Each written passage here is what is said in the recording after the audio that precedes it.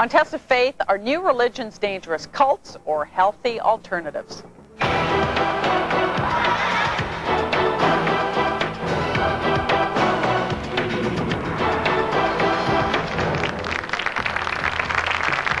of Faith with Valerie Pringle.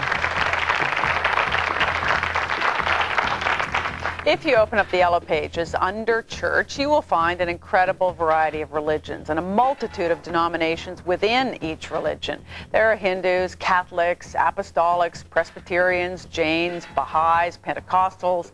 The list is huge. In a democratic society that celebrates freedom of religion, there is some form of worship for just about everyone, including atheists. In North America, we respect and legislate religious freedom, but we're not nearly as tolerant when it comes to new religions. We often refer to them as cults. That word alone conjures up visions of weird beliefs and dangerous rituals, violent news stories. You think of Jonestown, you think of the Solar Temple, David Koresh. But members of the many so-called cults say they are tired of being misrepresented. They want the world to know that they are merely modern-day religious followers who have found new ways to observe their faith, fresh answers to the ancient human questions about our place in the world. Are new religions healthy alternatives or dangerous cults? Stephen Kent studies new religions at the University of Alberta, where he's a professor of sociology. He believes many of these religions are problematic cults. Hello. Thanks for having me. So how did you come to this conclusion? Came to this conclusion by looking at history in this country and also examining contemporary events. If one goes back even 100 years in Canada and looks at the activities that groups like the Sons of Freedom, a radical splinter from the Doukhobors cause in British Columbia, they had a 40-year reign of bombing terror. Millions of dollars of property got destroyed. Perhaps 10 or so people died through bomb blasts. It was the first act of religiously based terrorism in this country, but of course it paled in comparison to what happened in the mid-1980s around the Air India bombings. It's very clear that behind those bombings was a Sikh fundamentalist group in the Vancouver area.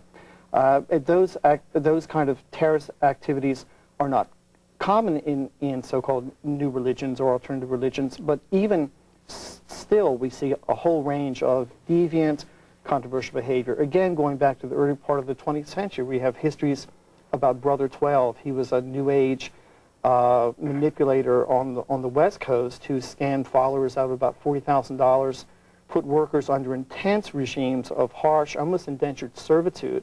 Right now in this country, we've got Canadian second-generation members who grew up in the Hare Krishna organization, part of a $400 million lawsuit against their first-generation parents and the organization.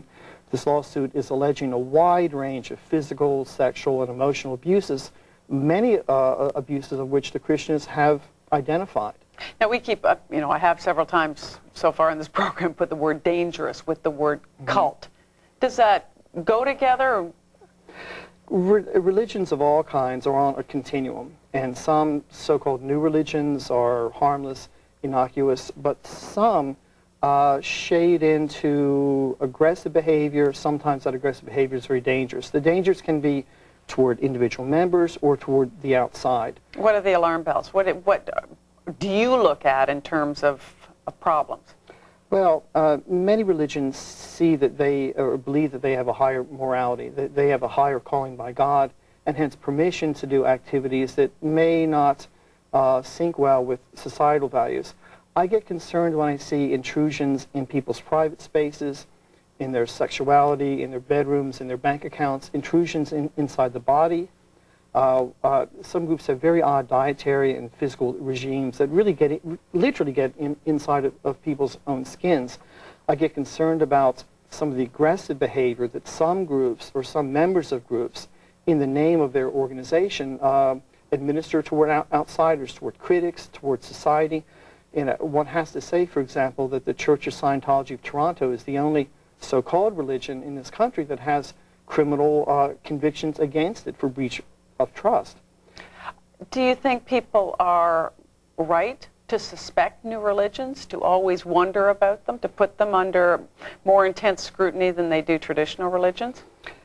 If one looks at what's happening in this country, we've had a number of examples that have come to light in the last 20 years about regular religions carrying on very egregious and serious abuses against members, primarily along the lines of sexual and physical abuse.